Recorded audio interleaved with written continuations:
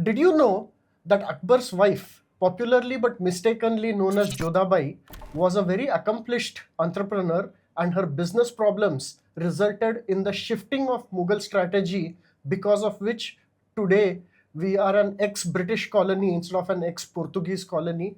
So this is the story of how a Hindu queen's Muslim ship carrying Hajj pilgrims in Christian waters, patrolled by the Portuguese, resulted in changing the course of India's history. No, wait. Two questions. One, what do you mean mistakenly called Jodhabai? And two, wasn't she just Akbar's queen? Well, she was much more than just Akbar's queen. Okay. During her son's reign, she was so influential and powerful that she almost became a kingmaker for British versus Portuguese. But let me answer your first question first.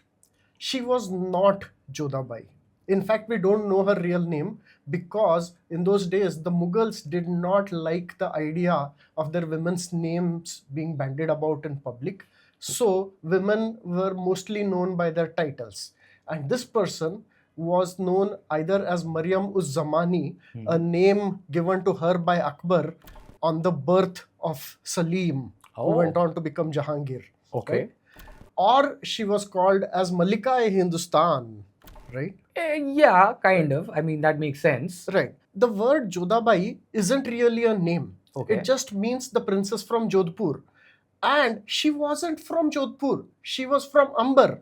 Then why is she called Jodhabai? The problem is that James Todd, Huh. an officer in the British East India Company, Okay. wrote a very popular book called Annals and Antiquities of Rajasthan 200 years later. And in that, he mistakenly once referred to her as Jodhabai. And his book got very popular. And that's why the name stuck. And then everyone after that started calling her Jodhabai. In fact, James Todd wasn't a historian. Okay. His book is riddled with mistakes, like calling Rana Sangha Mirabai's husband or calling Padmini a real queen, which she was not. Yeah. But it was so well written that it became very popular. And in fact, a lot of what we today think of as Rajputs, right, and their aura, Huh. most of it comes because of his book. Okay. How do we know that James Todd is wrong? Like, Well, by studying the real historians, right? And what real historians do is they look at books and things that were written at that time, not 200 years later. Good So, point. you know, Jahangir's own writings, Abul Fazl's writings. You know, Abul Fazl is very famous biographer of the Yes. Mughals, right? Yes. And in that, she is referred to as Maryam Zamani. right. In fact, Jahangir's second wife Huh. was the real Jodhabai. She was from Jodhpur, right? So Oh. James Todd sort of mixed them up.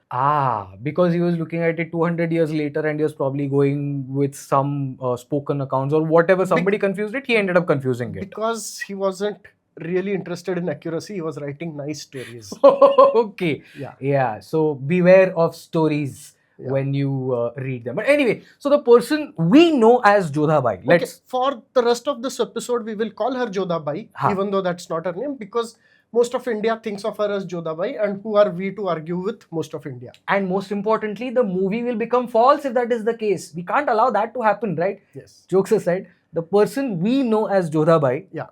who was she? Right. Where did she come from? Yeah. So there was this little kingdom, Huh. Amber. Okay. And it was like a lame little kingdom at that time. Do you really want to call it lame? I'm coming to it. See what happened, right? It gets better. Okay. The king, who was her father, Huh. was really struggling, and he was this close to being completely crushed by one of Akbar's generals, right? Okay. Then he had a brainwave. What he did was he approached the 20-year-old Akbar and offered the hand of his oldest daughter, who's also 20 years old, to Akbar in marriage. And she was beautiful. We have heard stories of that. Akbar was smitten. Of course. And soon after the wedding, Akbar also realized that she was very intelligent. Very quickly, she became his favorite wife, the highest ranking person in his harem. And because of that, the influence of the rest of the family also went up, right? Okay. They became very powerful in the Mughal kingdom. The king became a major general. In fact, her nephew is Man Singh, who later on went off to become the most powerful general of the Mughal army, right? Raja Man Singh, yes, we've Yes. heard that name before. Correct. In fact, I remember some bits of this from the movie that came out, Jodha Akbar.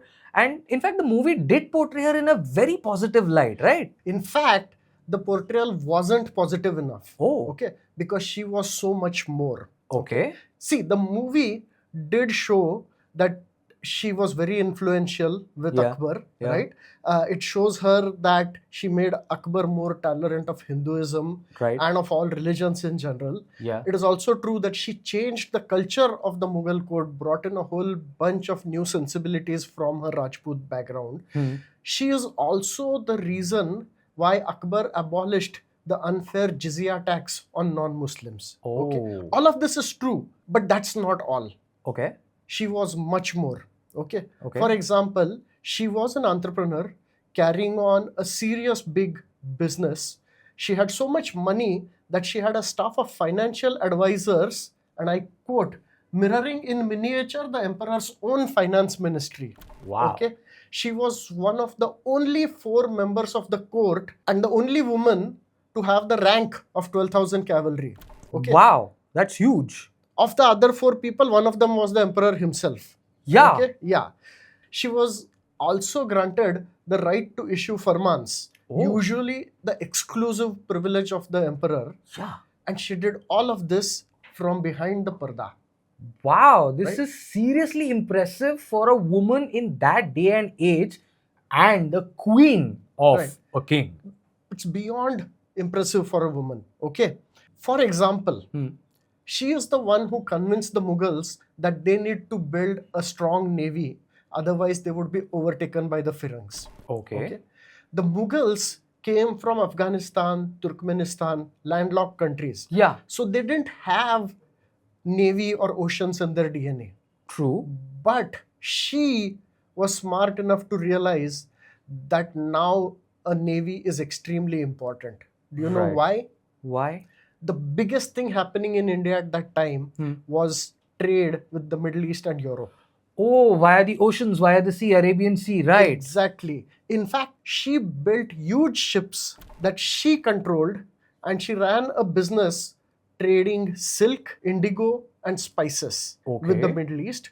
Not just that, but her ships also carried pilgrims going to and from Mecca for the Hajj. Ah, okay. Now it makes sense why you said that she was a Hindu queen whose ships carried Muslim passengers going for Hajj in Christian waters. What was all that about, by the way? So, this ship Huh? is extremely important. Okay. The future of India hinges on this ship. Okay. But the general point is that her actions and her influence resulted in major changes in the Mughal court. Okay. So I'll give 3 instances, but the background is this. Huh. The Portuguese have been in India for a while. Remember, Vasco da Gama first came to India via Cape of Good Hope. Correct. End of So 1400s. they hang out on the west coast, Surat, Diu Daman, Goa, etc. Right. And they have a very strong navy presence in the Arabian Sea. They pretty much control that sea. They basically, yeah, correct. Okay. Recently, the British East India Company has landed, Okay. and it is trying to make inroads into this trade Aha. and not making much progress. But ultimately, this is all controlled by the Mughal emperor, right? Correct. The Mughal emperor can give permission and he can take away permission. Correct. Right? So, in the court of the Mughal emperor, there is an ongoing tussle between the British representatives and the Portuguese representatives. Right? Aha. Given this background, let me tell you 3 instances which show how Jodhabai was almost a kingmaker in this particular tussle. Okay, Alright. this is interesting. Go First on. one is simple. Uh-huh. Okay. Jodhabai had a ship which was going to sail, and she wanted to buy indigo from a place near Agra, load it onto her ship in Surat, and take it to Middle East, where she would sell it for a large profit. Very import-export entrepreneurial of her. Oh, totally. Okay. Now, at this time, the first officer of the British East India Company in India, William Hawkins, Okay. he sent one of his people Huh. to also look at what trade could be done. Huh. And this person, a little idiotic, went and overbid Jodhabai for that same indigo. he paid a little extra and he took all that indigo. Jodhabai was livid. Of Okay. course she was. She lost a whole bunch of money on this. And her ships went empty. At this time, the emperor was her son Jahangir. Okay. She went and complained to him, and she got the British East India Company kicked out of the Mughal court. Yeah, you outbid the queen, you are going to get kicked out. So the entire British East India Company project got delayed by a very long time because of this. That was Thankfully. instance one. Okay. The second instance. Okay. This is the important one around which everything hinges. I am all ears. Yeah. In 1612, the second British East India Company voyage came to India, Okay. landed at Surat. The Portuguese tried to keep them out. There was a minor naval battle which the British won, Okay. and they landed in Surat. Okay. And they went to Jahangir's court asking for permission to again set up a factory there and trade. Yeah, because he had kicked them out, so they Yeah. needed his permission. Yeah.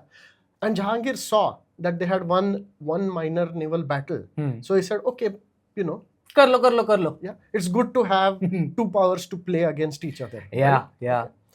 This the Portuguese did not like. Of course. To show Jahangir that they were unhappy, Huh. they seized one of the Mughal ships in the Arabian Sea and took the whole thing over, including all the cargo in it. Wow, Okay. Jahangir must have been pissed. Well, no. The Portuguese were known to do these things, and the Mughals and the others around had pretty much all just accepted this as, oh, the Portuguese, you know, they are like that only. Okay? And it used to just continue. But this time was different. Do you know why? I am guessing it had something to do with Jodhabai. Yes, it was Jodhabai's ship, personal ship that they took, and the Portuguese are soon going to realize that they messed with the wrong woman. You come for the queen, you better not miss. Yes. So Jodhabai went to her son Jahangir and threw a tantrum. Jahangir shut down all trade out of Surat. Oh. Surat was the biggest Yeah. sea trading port in India at that time. In addition, he went and laid siege to Daman. Oh. Okay. He shut down the Jesuit church in Agra, and he stopped paying all allowances to Portuguese priests in Mughal India. Tightening the screws on Right. the Portuguese. And Nice. now the Portuguese were suddenly, oh shit, what has happened, right? Yeah. So they ran to Jahangir Huh. to negotiate a stop to all of this, right? And they tried. They said, oh, we will do this, we will pay you for the ship, we will give all this. Oh, by the way, can you kick the British out again? And Jahangir said, nothing doing. You give me all the money, make me happy, I will allow you to trade, and I will keep the English also here, right? Yeah. But pretty much from this point on, the influence of the Portuguese, they never regained the same level, and the British kept increasing, right? Told you, you come for the queen, you better not miss. I'm going to quote William Foster. Okay. He said, the great Mughal's mother was a great adventurer, which caused the great Mughal to drive the Portingals out of his place. Portingals. Yes. Okay, the Portuguese, Portingals, Portugal, Portingals. Okay, yeah. So this was the turning point, but I want to give a third instance, which is not as important, but it does underline the influence and importance of Jodhabai. The queen mother. Yeah. Yeah. So this is 5 years later, English pirates this time Okay. tried to seize Jodhabai's ship. Okay? Why do they keep messing with this woman's ship when they know that consequences are disastrous? Well, no, these were pirates. Achha, They okay, probably didn't know in any case, right? Yeah. But this time, luckily, the official English fleet was in the area, and it showed up just in time, and it protected the ship, and it drove away the pirates. Okay? Currying favor with the queen mother. Nice. Why is this important? Now, let me again quote Sir Thomas Roe, the English ambassador to Jahangir's court at that time, the most important British East India Company official at the time. He said that it was lucky they could protect the ship, because if not, all prospects of English trade in India would be utterly lost. Okay. So this kind of explains the almost kingmaker for the British part that you mentioned earlier. But English colony, Portuguese colony, what difference does it really make? I mean, we would have been all Goans living a very sushagad life. Yeah, you'd think that would have been so much better, right? But no, not at all. Why? Okay. Okay. See, being a British colony was terrible for India. Yeah. Okay. But being a Portuguese colony would have been much worse. Really? Okay. If you study the history of the different colonial powers, Huh. you will see that the British were the ones that were best to their colonies. Okay. What the British did was, yes, they extracted a lot, they exploited a lot, Yeah. but at least they let the locals have their own religion, they let the locals do limited self-government, and they let the locals also build some low-level industry and so on, right? Right. A lot of infrastructure, social and governing infrastructure was built. By contrast, Huh. the Portuguese didn't do any of this in any of their colonies. Huh. Okay, the Portuguese were pure extractors, and as a result, if you look today at which colonies are British versus Portuguese, a Portuguese colony is much more likely to suffer a worse fate, right? They are likely to have an economy that purely depends on a natural resource, which Okay. is not a great economic situation to be in. They are likely to have extremely corrupt governments when they have a government at all. Otherwise, it is more like, warlords fighting each other. Okay. And that is because of the difference in policies. Examples of such Portuguese colonies that then became independent? Angola and Mozambique, Portuguese colonies, have prolonged conflict, weak institutions, shattered economies, and poor human capital development, leading to instability and civil wars. Okay. Compare with Ghana and Kenya, which are far better off. Ghana and Kenya being British colonies, I'm guessing, right? Yes. Okay. But then the other possibility is that we may not have been anybody's colony. Well, then we would have been a Mughal colony, and nobody Well, wants the that. Marathas kicked out the Mughals, right? Well, yeah, maybe we So could have been. we may have been a Maratha kingdom. Who knows? Yes. Hey, geopolitics is always very volatile, very fluid, and especially in such scenarios where small little moments of pissing off the Queen Mother can have such an effect on how the entire culture of a geography develops. Actually, that's probably not very true. Okay. Uh-huh. So there are two competing theories of history, right? Uh-huh. One is like the great man theory, which says that one person's actions change the course of history. Whereas there are others who feel that, ultimately geopolitical realities, the macro picture, geography, these things play an important role.